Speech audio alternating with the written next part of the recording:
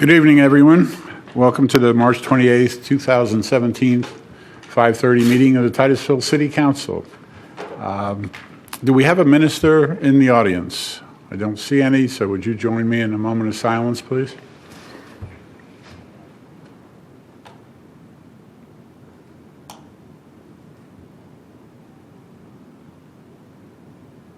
Thank you. I'll officially open the meeting.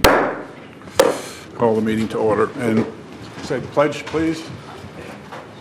I pledge Allegiance to the flag of the United States of America and to the republic for which it stands, one nation, under God, indivisible, with liberty and justice for all.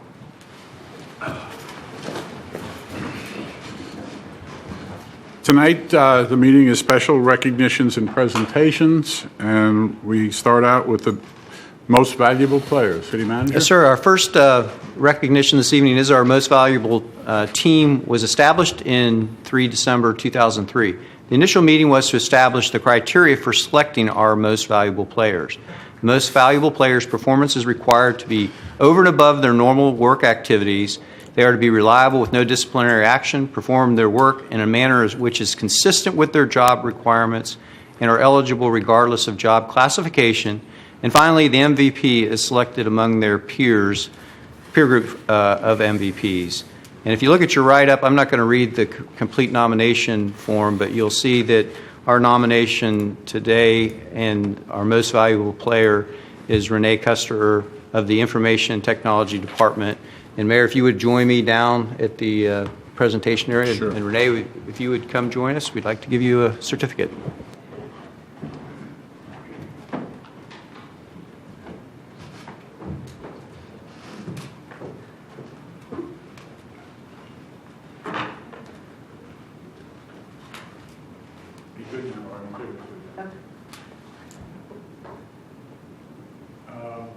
Which part do I read, or are we just making a presentation? Okay. Thank you. Sometimes we read these.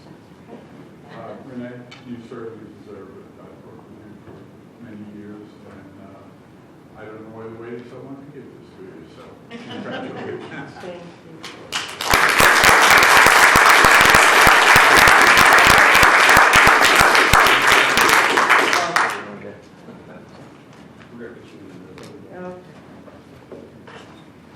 Reflection off my glass. Oh, upside down. I can read it. Anybody else? I do that with my name tag. Thank you.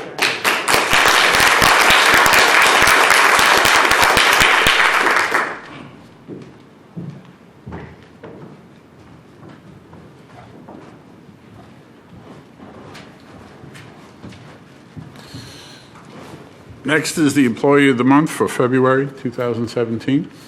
Yes, sir. And this is a unique presentation. As you all remember, we had Hurricane Matthew. It's the first hurricane to affect our area since 2004. The hurricane's winds caused widespread tree damage and resulted in major cleanup efforts. The dedicated Public Works staff from Solid Waste Division, supported by other division, worked 7 days a week from 8 October, which is 2 days after the storm, to 17 November to clean up the city and to ensure our recovery. In that end, staff removed 8,676 tons of debris during that time, which is 148% of the normal years collected in an astounding 41 days.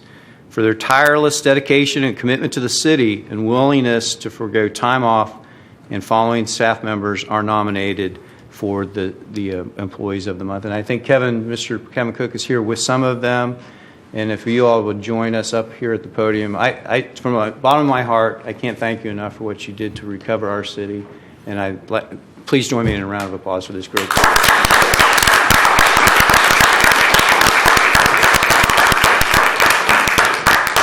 Do I go up there? I guess I go up.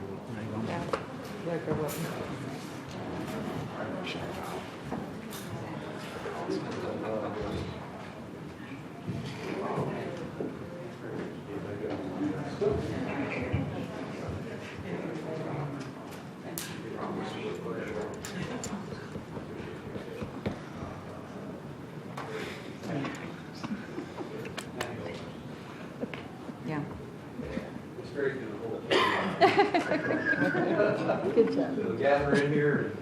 My name's Mayor. Coming out, get there and back. All right. To all of you, I think the city manager said it very well, but I'll say it again. You did a heck of a job for our community. Terrible, terrible conditions, and we certainly appreciate it. The extras, going the extra mile, and you certainly did that. So thank you very much.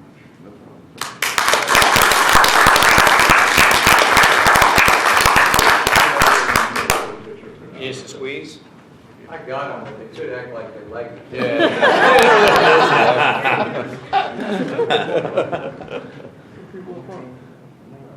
Everybody look? Everybody smile? All right, let's think about next hurricane season. New. And I sing.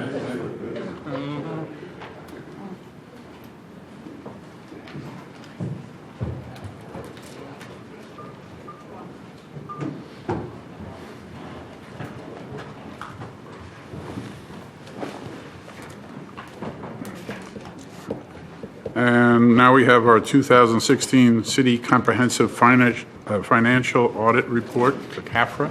Yes, sir. Mr. Ron Conrad from Partners from Cherry Beckert will present the independent auditor's report on the internal controls over financial reporting on the comprehensive and other matters based on the audit of the city's FY 2016 comprehensive annual financial statements performed in accordance with government auditing standards. Ron, welcome back. Thank you very much. I appreciate being here. Welcome, everybody. Before you is the comprehensive annual financial report for the city of Titusville this year in a sparkling blue cover. There's a lot of effort behind this. It looks nice and neat and clean, and this is the final product, but I will tell you there's just a lot of blood, sweat, and tears that went into this from a lot of people, and Bridget's department, Veronica over there, and their staff really put forth a great effort this year. I think we continue to get better and work better at getting this done, and the timeliness of it and the final product. Just with regard to what's in this financial statement, what's in this comprehensive annual financial report, you'll see a table of contents. At the beginning, it kind of goes into the different sections. There's an introductory section in there that's a letter of transmittal and some of the basic organizational chart, those types of things. These are required parts of the financial statement. Then you have the meat of it, which is the financial statement section. You'll have a lot of financial information with respect to your different fund types and your notes to the financial statements, giving you a lot of disclosures. And then after that, there's certain required supplemental information. That's information with trend analysis or over 10 years with respect to how the city has done financially over the last 10 years. It'll give employment, demographic information, debt information with respect to your covenants, and you're in good shape with respect to those. Then after that, there's a section in there that goes into our compliance reporting. It'll go over the information on your grants that the city received this past year, and any compliance reports that we had on internal control and on compliance, and what the Auditor General requires as far as statutory disclosures. All of our reports are clean. On the financial statements, we have that report of the front part of it, and toward the back we have the reports on the compliance and internal control. So I wanted to mention that. We do have a couple of comments in the very back with respect to suggestions, management letter suggestions. Those don't have anything to do with ongoing internal control. They're more related to the presentation of the financial statements and making sure that we have certain things nailed down for next year in that regard. But as far as overall with respect to the financial statements, the city's in good shape. Commend everybody for all of the different contributions you're all making with respect to that. And I'd like to just open it up for any questions you might have. Anyone have any questions for Mr. Conrad? I don't see any. Yeah, well, thank you very much. You get off easy tonight, I guess. Okay. Thank you appreciate very it. much, sir. You bet. I would like to say one thing, though. You said they worked hard this year. They work hard every year. Right? Right. That's right. Thank you, Mr. Conrad. We need to acknowledge this with a Yes, sir. vote. Yes, sir. Could I have a motion, please? So moved. Well, to acknowledge the Motion to receipt. acknowledge the receipt of the comprehensive financial audit report. Thank you. Could I have a second? Second. I have a motion and a second. Any discussion? If not, all those in favor say aye. Aye. Yes. Yes. Oops, sorry. I follow directions. Yeah, you do good. You know, every other meeting I go to, they say I know. aye. This is the only one that says yes. All those opposed, like sign, whichever one you want. Okay, passes unanimously. Thank you. Next up is Launch From Here campaign. We're excited to introduce Linda Brandt of Brandt Runup. Will present award certificates from the American Advertising Federation regarding the Launch From Here campaign. Thank you. Thank you. Sometimes it's just a happy occasion. We get to tell you about a success. This is the Titusville brand. We have 2 awards here to hand out. A like set will be in the chamber. This project started in the Titusville Area Chamber of Commerce Visitor Council, and it was led by that group, and I want you to know Jim Thomas sits on that group, and he's been helpful and instrumental in moving this forward as well. A like set will be there. These are 2 awards for the Launch From Here campaign. The first one is for the logo design that you see on there, the Launch From Here brand. And this campaign has a good deal of elements, if I can make this move. What's the magic, Jim? What did I do? There it is, okay. Proximity mapping was a very important part, and if any of you have been to the Welcome Center, and I hope you are, you see the results of that proximity mapping. The funding for this project was from the Space Coast Office of Tourism through their grants to the Chamber, to the Titusville Area Visitors Council. They used it really well and leveraged it really well by building partnerships. The primary partner is the City of Titusville. The City of Titusville has picked up and leveraged pieces of this to make things come true and come alive in the Welcome Center. Edie McCall has driven it into the Cycle Trails program and leveraged the art and the mapping to point out the cycle trails. We've been able to do a number of... What am I doing wrong? We've been able to do a number of things that are both in the auspices of this award and forward. The Welcome Center is a forward piece, and you see that there. That just talks about partnerships. Thanks, Jim. These maps go from downtown, taking us from the Welcome Center to near parks, and then the next set of maps takes us out to Chain of Lakes and really delineates some of the best biking trails that are here. The iconic stops takes a wider view and teaches us, still in the crossroads, Titusville in the crossroads, teaches us a little wider view of what's available, and it takes us to Daytona Beach, to the Speedway, and clear to the theme parks and down to the cruise port, and lets people know that everything is available if you launch from here. This is the iconic stops meetup map, which Marcia has handed out to you. Those meetup maps were out of the Titusville Area Chamber Visitors Council as well, and they're touchable things that people who are holding them can write on. They can tell you you are here. They can circle things and help you, and they're real relationship builders and help people, help Nicole Hall at the Welcome Center, help people help themselves, and to take it along too, so it meets the expectations when they're on the ground. They have a good time. They have an experience that works. Nature and space, obviously you know what that one is, and it really focuses on the prime things that we've always taught around here. And this one is another meetup map you can touch. And now the cycle trails. This shows the meeting of the 3 cycle trails, the coast to coast, the St. Johns River loop to the sea when it comes true, and the East Coast Greenway that goes down the coast. So Titusville is the only one at the convergence of all of those. So we're starting to play that up now. Again, much of that work is in the Trails Committee at the city. These are the meetup maps that the city produced out of the materials and out of the brand and the start at the other funded pieces that the city produced, fold-up maps for the cycle trails. And they seem to be going like hotcakes. And that's what that looks like. This has also been leveraged into some exposure. Space Coast Fun Guide, which is another product of the city, and that on the front of the cover is Mandy from your city and her family, who came out one Saturday to bike and allowed us to take pictures of her, as did Sean. And these folks serve on your committees and serve the city. This is Undiscovered Florida, which is a Jim Thomas and Edie McCall project, and it leverages, again, the brand and the information and the cycling history and other kinds of information in this ad for Undiscovered Florida, which is a Smithsonian publication, and it takes it to a little bit different audience. These are pictures of your Welcome Center, using and leveraging those maps and the system, set up with images that have a lot to do around here, some of them taken by local people. There's some from a number of folks that you would recognize if you go in and see those pictures on the wall. Nice space. This is the space that Marcia and Nicole manage out of the chamber. And there's one I just wanted to show you because this was a really nice day. Scott was visiting the center. There's Marcia, the guys from the Coast to Coast bike shop, and there's Herb Hiller.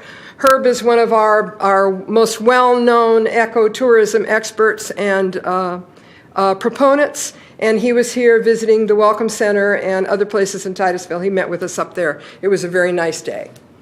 This is an interactive kiosk that's in play, that's in process, and it leads to a number of maps. It leads to interactive maps. It leads to specialty maps from the Merritt Island Wildlife National Refuge to other places you might want to go, so you can get there. So the folks in the Welcome Center can help you find how to get into Scottsmore Landing, how to just negotiate just about anything, how to find the off-road equestrian and bike trails at Fox Lake Park, for example. And that's about it. That's launched from here, and I would like to present these to you, to the city. Mr. Mayor?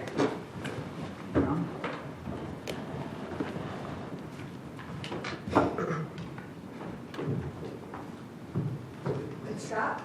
Yes. This is for the brand, the Launch From Here brand. And this one is for the integrated branding campaign. So that means building all those elements that we're all building on now. Great. So, Edie, Marcia, You bet. hey, Jim, you're going to have somebody else take this picture. Bill? Come on, he's always in the background. Thank you.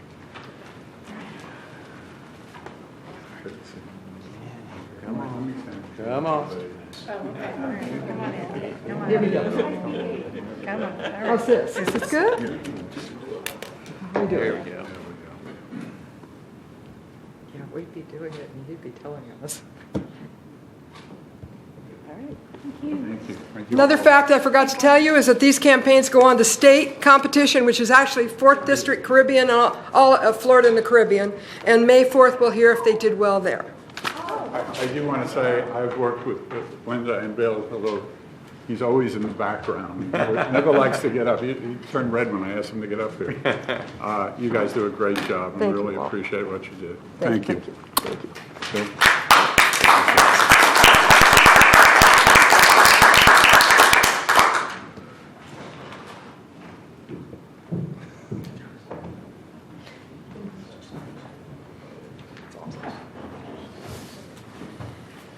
By the way, tell the TDC thank you for their participation in this from me. Nah, never mind, I'll do it myself. I'm on the TDC. Okay, next up is, let me see, where are we? I got all kinds of things. The Boys and Girls Club presentation? Yes, sir. If we could acknowledge the... Oh, I'm sorry, Yes, sir. yes, okay. May I have a motion to acknowledge the presentation? I'll move to acknowledge the presentation on the Launch From Here campaign. I have a second? Second. I have a motion and a second. Any discussion? All those in favor say yes. Yes. Any opposed, like sign. Passes unanimously. Thank you. Next up is Boys and Girls Club. Yes, sir. We have Mr. Gary Kane, who is the president and CEO of the Boys and Girls Club of Central Florida, for a presentation on the Boys and Girls Club. Thank you, Mr. Mayor, council members. Thank you for your service to Titusville. be brief tonight. My mama taught me when I was young to 3 B's of public speaking: be brief, be brilliant, be seated. I don't know if I'll do the brilliant part, but just a little bit about Boys and Girls Clubs of Central Florida. We serve 14,000 children annually in Orange, Osceola, Seminole, and Brevard counties. In Brevard County specifically, we serve 550 children on a regular basis from 3 locations. Temple Terrace, which is public housing development in Melbourne, Cocoa, if you're on Dixon Road and you're heading north, just look to the right. We've got an old bank building that we retrofitted, and we would welcome you in. And then just up the road north of here in Milms, and another public housing duplex, we serve children there as well. Boys and Girls Clubs is focused on serving the children who are the greatest at risk, those who maybe do not have the structure of family and encouragement, hope that they need in their lives. And we really have focus with our Formula for Impact on 3 areas: academic success, good character and citizenship, and healthy lifestyles. And, the Boys and Girls Club is an organization that kids come to every day by choice, not because they're compelled to. We're open from after school until 9 o'clock, focusing on teens from 6 to 9 primarily. And with the many years that we have to develop relationships, partner with the schools and others, we're able to get great results. And ultimately, when a child graduates high school, we want them to have a life plan, either going to college, going to vocational technical school, or going into the military to further their skills. We would love to get a Boys and Girls Club started here. So I'm here this evening because of some of you. Jolene in particular has taken the bull by the horns. We'd love to be able to come and make the future better for some children in this community who will not achieve the American dream if somebody doesn't get there for them and help them see what's possible in their lives. So with that, I will be brief, but if there are questions, I'm happy to answer them. Does anyone have any questions? Comments? Yes, sir. Go ahead.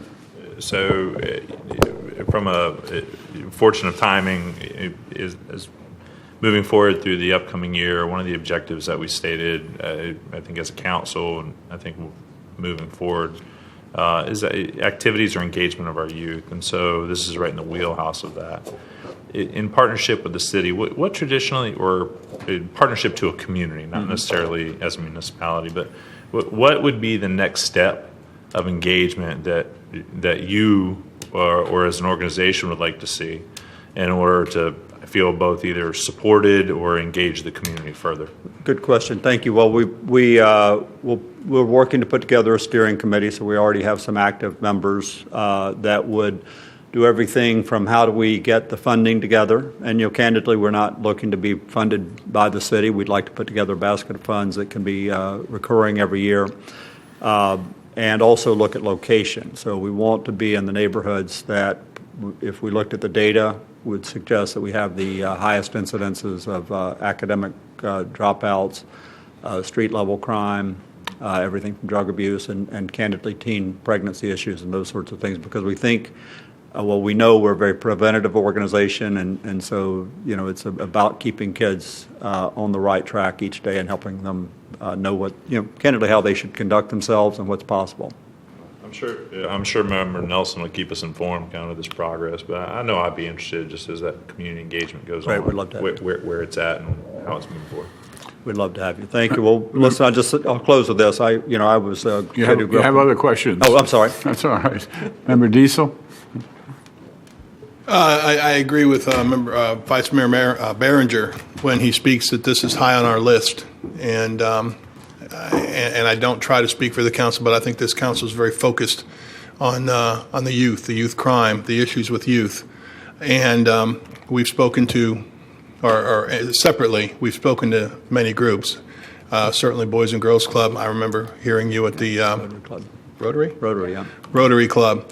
And I was very impressed then. I think the focus, the mission, and the goals are exactly what we need. I have met with and talked with the YMCA. They have similar goals, and our own North Brevard Parks and Recreation. We obviously want somebody to come in and make this work. And certainly we're very proud of what you've accomplished. So let me just ask a couple things. You said it, I think. What are the ages that you would deal with? 6 to 18. 6 to 18. And what are the hours that you would say, Kyler, what are your hours? We're open from after school until 9 o'clock, and then when the kids are not in school, so the school breaks in summer, 7 to 6. Very good.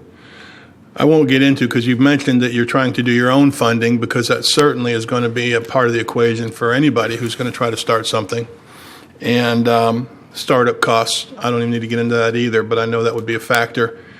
And shall I presume that you would be interested in the Gibson site if we could, if you could move that direction? I looked at the RFP for the Gibson site. It's an RFP that would require a lot of work on our end. It's got a lot of different trails. So but we would certainly be interested in that as a potential site.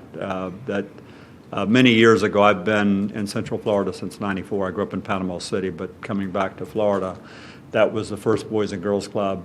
It was a separate Boys and Girls Club corporation. So we know that's an area of need. We'd love to be there if we can work out something that would work.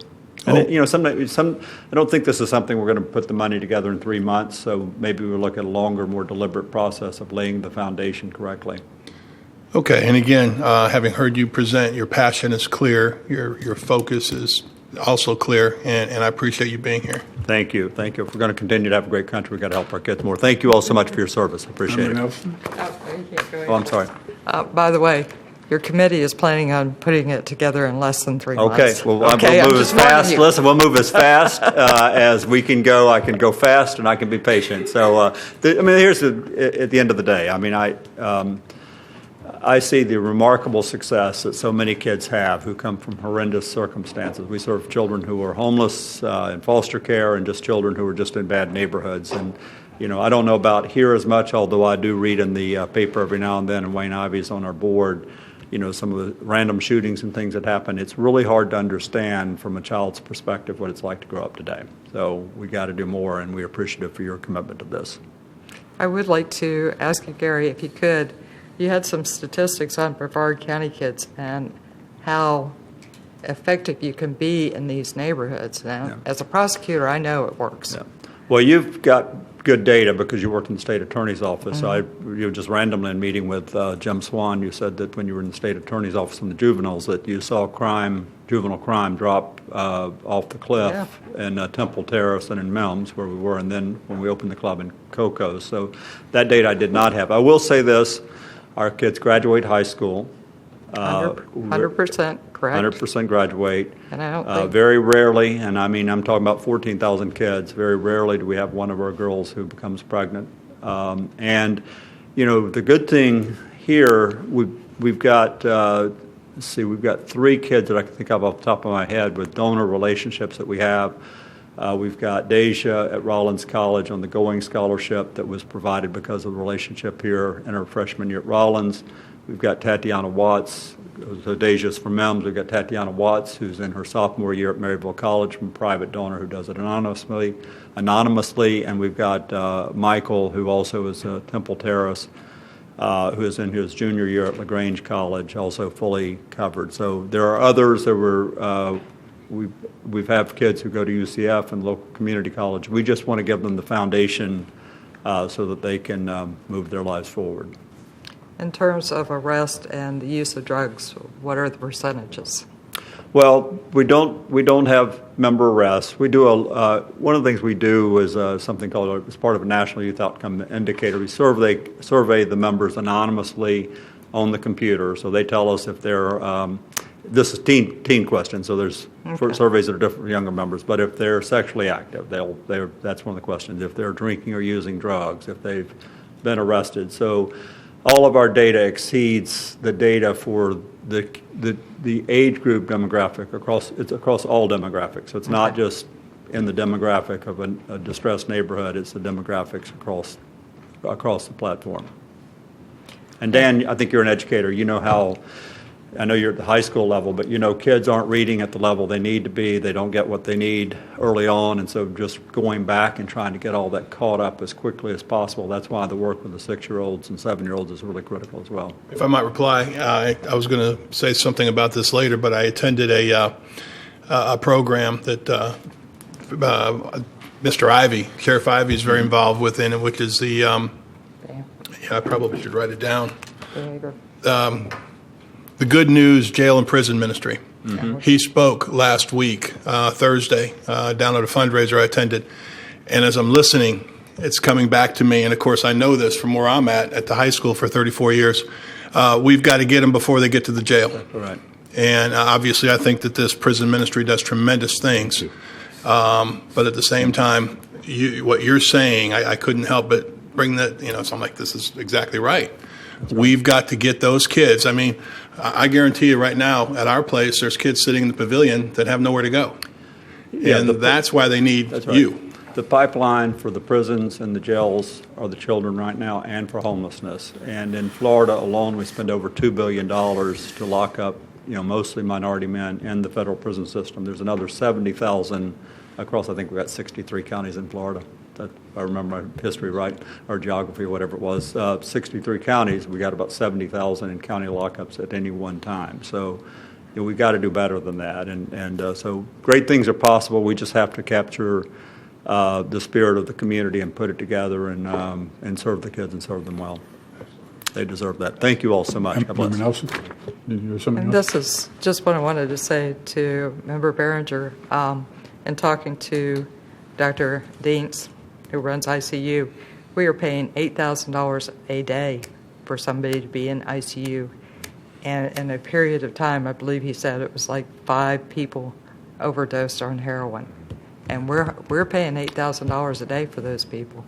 Yeah, We're the heroin spending a lot of opioid, money. crisis is really it's horrendous what's happening in many communities. So it's a whole other area. And of course, again, it's about finding things to do that don't have you doing things you shouldn't. I mean, a lot of this is just common sense. It's the way we raised our kids. Keep them busy, give them good supervision and love. Take care of them obviously to make sure they get their academics done, and feed them well the way they should be fed, and outcomes usually are keep kids busy and keep them supervised. They come out pretty well. I have a question. Have you been before the North Brevard Parks and Rec group yet? I was on that for many years, and it seems like this would tie in with some of the things they do. And Member Diesel is our liaison. Perhaps you could get him set up to speak to that group whenever you're ready. I'm Happy not to do it. suggesting you do it. Well, my schedule, if it's available, I'm happy to come over. So I'd say work with Member Diesel because they're good people over there, Yeah. and they would probably welcome some tie-in to this. Yeah, I think we all got to get an oar in the water, right? This isn't an exclusive game. It's sort of Right. like the pop-up labs. I'm excited about what you're doing there too. You got to get an oar in the water. We all have to work together more, and candidly, just get this done. Thank you, sir. Thank you, Thanks for sir. coming. Yeah, we need a motion to acknowledge the presentation. I'll make a motion to acknowledge the presentation by the Boys and Girls Club. Do I have a second on that? Second. I have a motion and a second. Any discussion? If not, all those in favor say yes. Yes. Any opposed, like sign, passes unanimously. Next item, Water Resources Department Spotlight. Next in the series on our director level is our Water Resources Department Spotlight. And Mr. Sean Stofford sends his regards. He got sick this afternoon and had to get on home. So we got Andy Janzel, who is Sean's deputy, going to provide the presentation this evening. Welcome, Andy. Thanks. Welcome. Thank you. Yes, Sean is put a lot of work into the presentation, so he's disappointed not to be able to be here. I get to do the glory work and present it. The theme of the presentation is the Water Resources Department Hidden Heroes.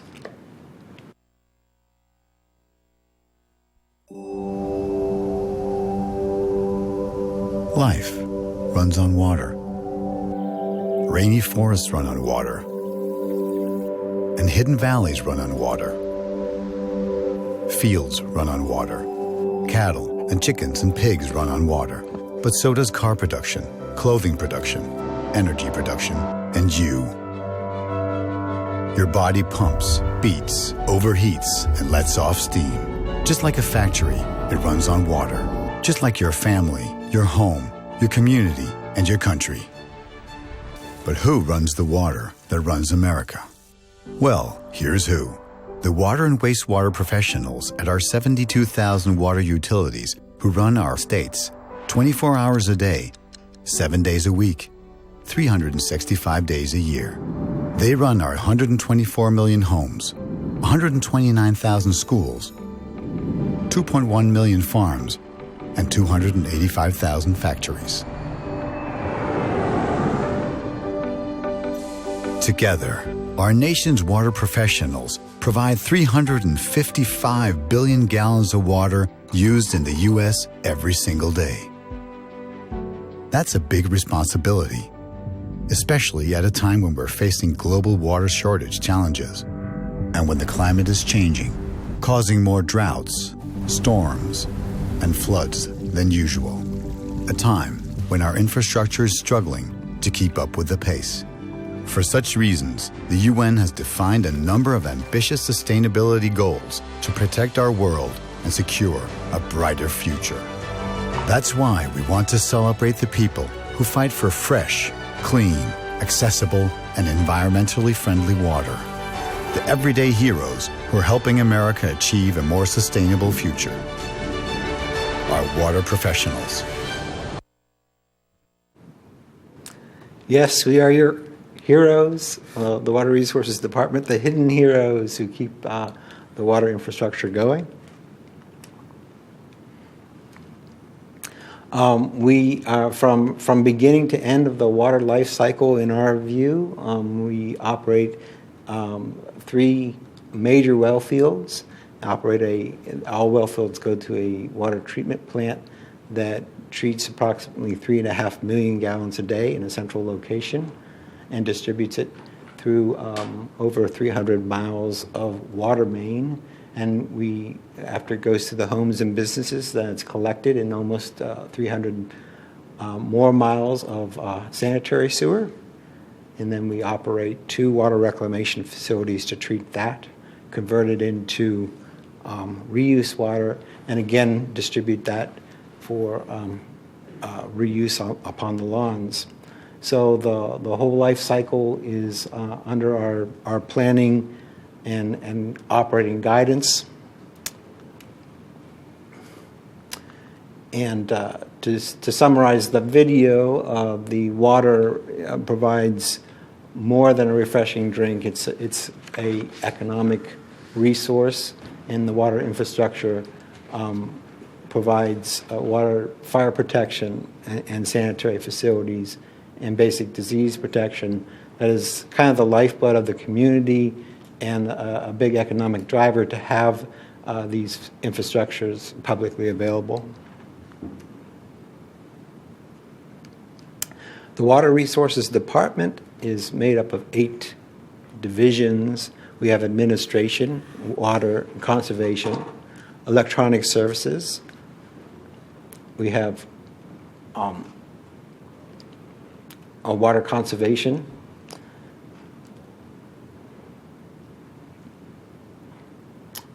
field operations, utility engineering, water production, and water reclamation.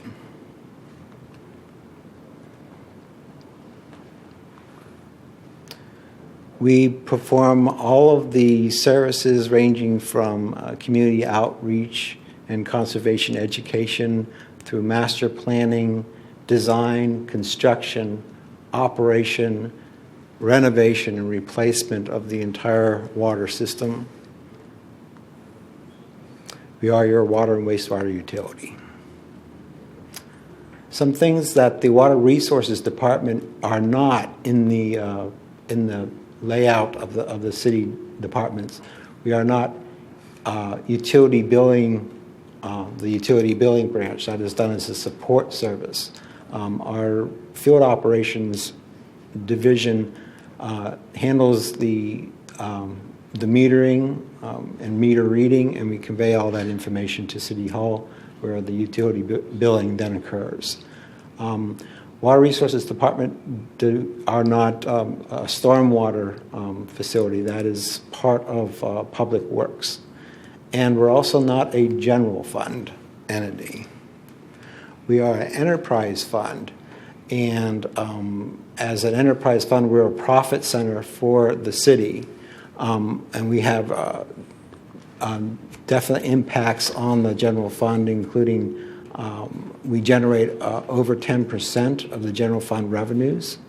And the chief methods for doing that is by $2.5 million a year in services in support services such as HR, IT, finance that we as a department pay for every year. And in addition to that, it is the city's infrastructure. The water and sewer infrastructure is the city's infrastructure that is expanded and maintained and renovated under the direction of the Water Resources Department. But that infrastructure provides a return of investment of over $1 million a year that goes right into the general fund. And also there's the utility tax that goes to the general fund that is based on the water and sewer utilities, and that generates revenue of $0.7 million a year. So there's a lot of profit coming into the general fund from the water and sewer department.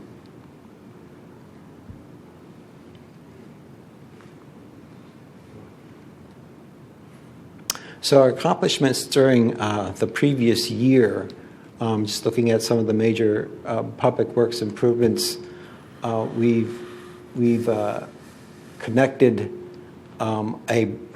developed and connected a brand new well field to the system. This will be our third and largest well field, and it is our first connection to the deep Upper Floridian aquifer, which gives us very low salt content water, high quality water. This is an effort that took many years to develop, and we're really proud to have this online. Now with this online, we can take our other two more local well fields and rest them and renovate them, which they've needed for a long time. We've also recently completed in the past year the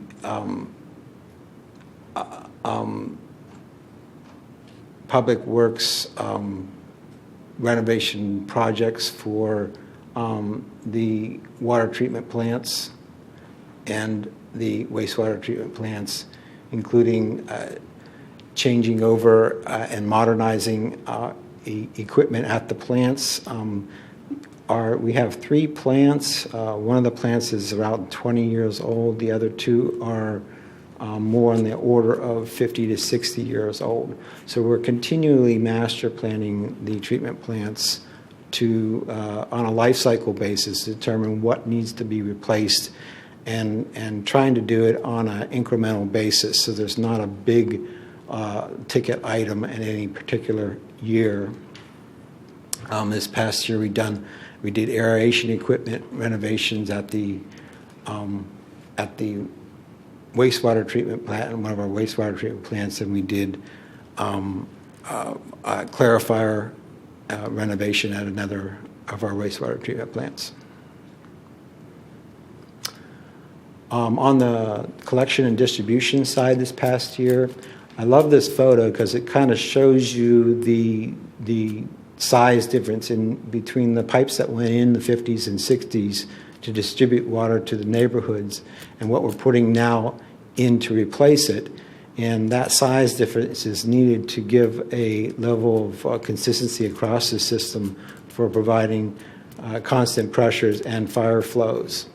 Another advantage of the piping that we're putting in with our main replacement programs is that the pipes themselves stay open and clear because they're made out of PVC plastic, where the old steel pipes would grow over time and kind of close up and everybody lose their pressure. So this has been an ongoing program with replacing the water mains. We do a similar program with the sewer mains that involves slip lining them.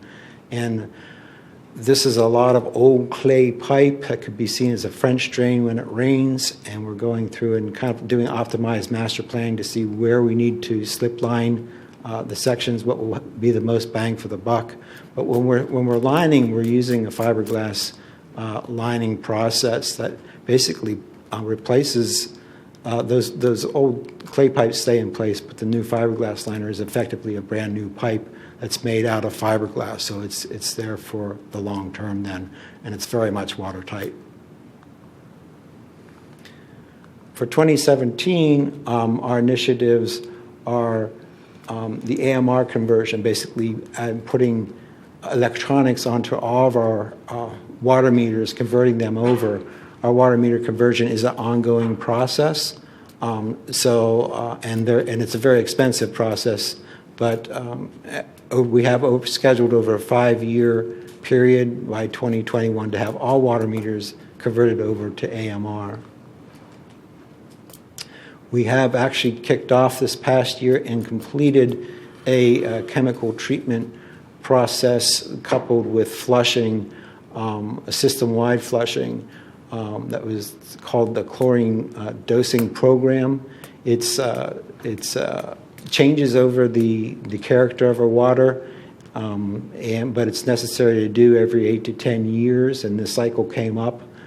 So we have that completed. Now we're getting back to normal with normal taste and odor to the water system.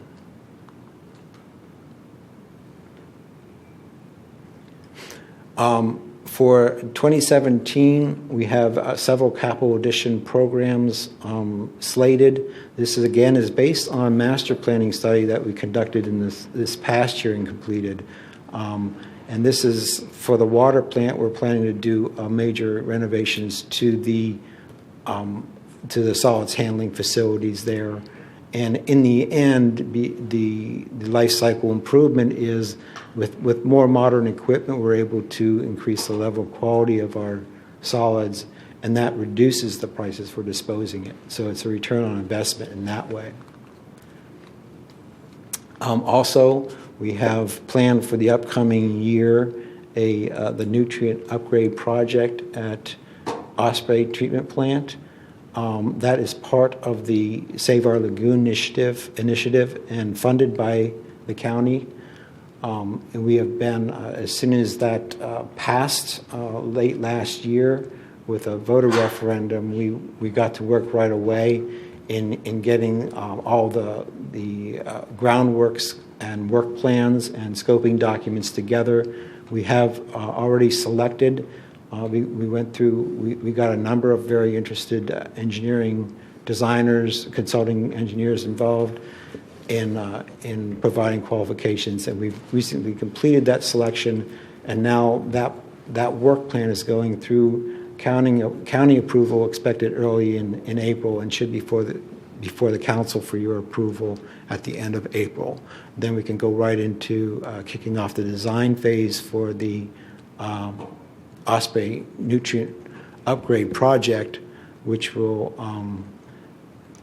greatly reduce the nutrient character of our reuse water, and is scheduled to be a major benefit for the lagoon. Another Save Our Lagoon funded project that we're involved with managing is the septic to sewer conversions. We have been working, our staff has been working with the county in coming up with site-specific locations for converting septic tanks over to public sewer. The selection criteria is based essentially on waterfront properties have significantly higher impact on the lagoon over any other septic tank locations.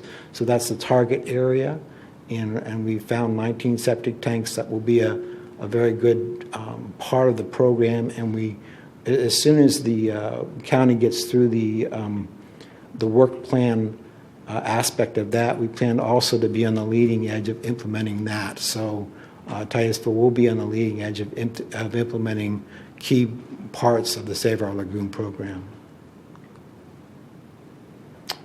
And I have Maureen Phillips coming up to pass out some conservation materials that kind of shows the conservation outreach aspect of our department as well. And with that, I'll conclude for questions. Anyone have any questions? I guess not. Thank you very much for the presentation. And Sean, we hope he's feeling better. Thank you. And you did just fine. Oh, okay. You got. I'm going to take every opportunity I can. Okay. I'm Maureen Phillips. I'm the Water Conservation and Public Outreach Manager for the city. And each of you just got a tote bag. And as I just said, any opportunity I can get to get my message across, I'm going to take it. You may know me under other titles. I've been called the Toilet Queen, the Poop Lady, and the Token Tree Hugger. So all of them apply to me. On your little bag you've got in your hands, it says water, don't waste it. This is made out of recycled material and is completely recyclable. But that gets across our efficiency message. And yeah, I see you all diving in there already. But in your bag, you're going to see a little explanation of what the Water Conservation Division does. And it does an outstanding job because I am the entire division. So let me tell you, it's a really good job. But that'll give you an overview because we have one of the broadest scopes of a conservation program out there. We cover water saving in the home, outside the home.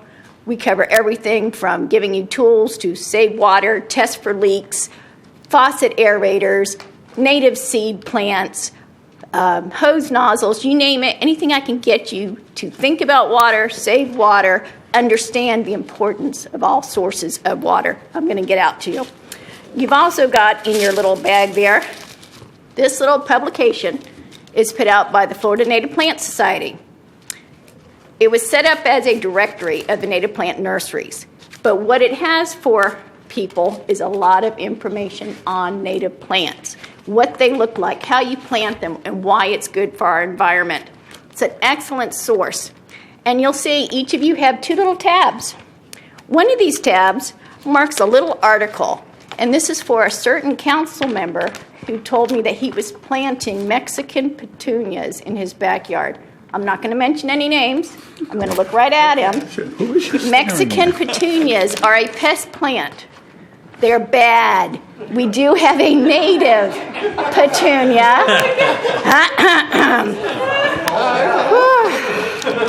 We do have a native petunia that is good for the environment. Mexican petunias are bad. They are a pest plant. They are on our invasive plant list with the state. You see them everywhere because they grow by rhizomes and they will take over the native plants in that area. Of course, this council member told me he was even killing them. So I'm kind of scared what he's actually got going on in his backyard. But you will also see your second tab. This is an ad that I did up that I have in this publication because I use this publication throughout the year. I take it to different events, displays. I'll be at Earth Day at the Enchanted Forest. This will be something I give out. It's an excellent resource. They update it every single year. And I keep all my copies, and it's something I can give out to our homeowners, residents, business, and it gives people so many more options. Because if you dig in your bag again, you're also going to find some native plant seeds. You should have two different packets in your bag. One of them is called Sunshine Mimosa, has a little powder puff flower on it. That's an alternative ground cover. Instead of putting in turf, you can use that. Loves the full sun, loves the sandy soil. You don't have to water it. You don't have to fertilize it. Because contrary to what anyone tells you, there is no Florida-friendly turf. We don't do grass. It's that simple in this area. That'll work for you. Your other one is the blanket flower. Again, full sun, sandy soil, no irrigation, no fertilizer, bright spotted cover. I get those seeds through the state co-op from the native plant nursery growers. I give them out throughout the year at my program at different events. Use them. Put them in your yard. Get rid of some of that turf area. You will reduce the amount of water you use in your yard. It's much better for the environment, gives food for the bees, helps all the other little ladybugs and everybody else out there. They work with the native plants. Okay, also in your bag, you're going to find something else. Toilets. Something I've been doing for, 16 years here at the city. We have a toilet rebate program. I know I did not major in toilets at school, but this is what I do. I do poop. Okay, I'm sorry. This is what we go. But we do a rebate program. We encourage people to change out their old high-volume toilets for the low, ultra-flush toilets that are out there. They get a credit on their water bill. They can do up to 2 toilets per residence. One of our most popular programs. Also in there, you're going to see a flyer that says, "Don't flush that." Everybody sees those wipes. We use them on our face, we use them on our hands, we use them on baby bottoms, we use them in our car. None of them are flushable. It clogs up. If it doesn't clog up your home pipes, it's going to clog up the pipe further down the street, and it's certainly going to end up in our lift stations. Wouldn't think of that as a conservation item, but anytime I can get people to think about what they're using and how that affects our environment, that's where I want to go. Because on the other side of that flyer, you're going to hear about our water quality. This is something we put out this past fall, this past summer.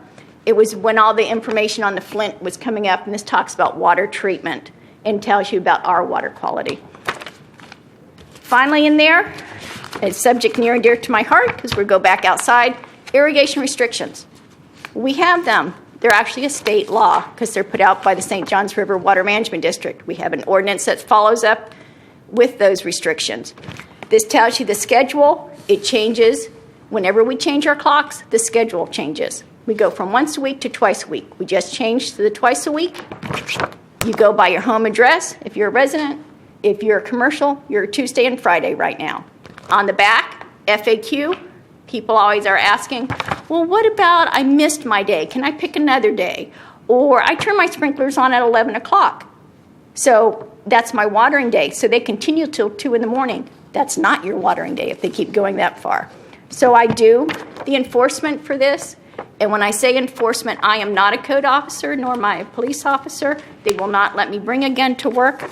I sometimes wish I had it. But what I do is I inform people. I send them this flyer. I send them information in order to get them to comply. We'd rather lead them with the carrot than beat them with the stick, is what we're trying to do. So that's a quick and dirty on conservation. I wanted to pique your interest, get you thinking about it. If you have any questions, please let me know. I'm here for you. Questions from council? Can we say thank you? Oh, I'm yeah, not sure and she'll finally, you ask. did get a little toad. Frogs are one of our first indicators of pollution because they absorb water through their skin versus lapping it up, drinking it out of a bottle for us. Whenever there's pollution, it's going to affect those frogs first.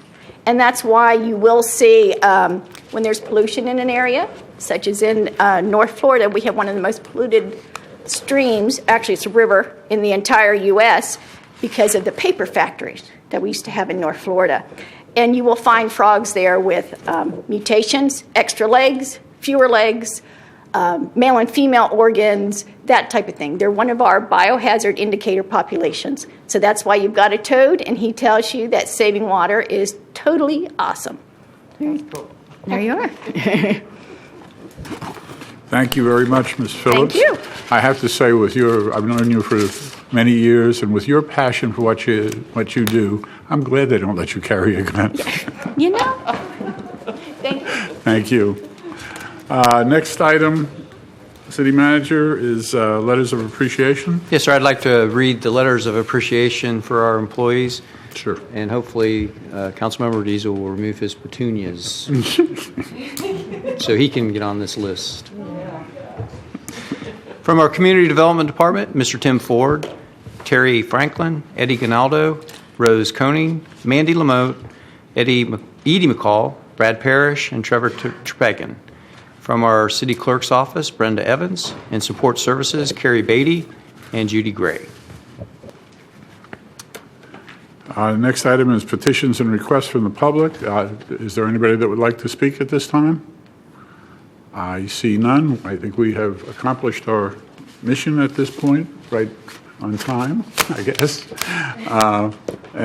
So I'll declare this adjourned, and 6:45 will be when we reconvene.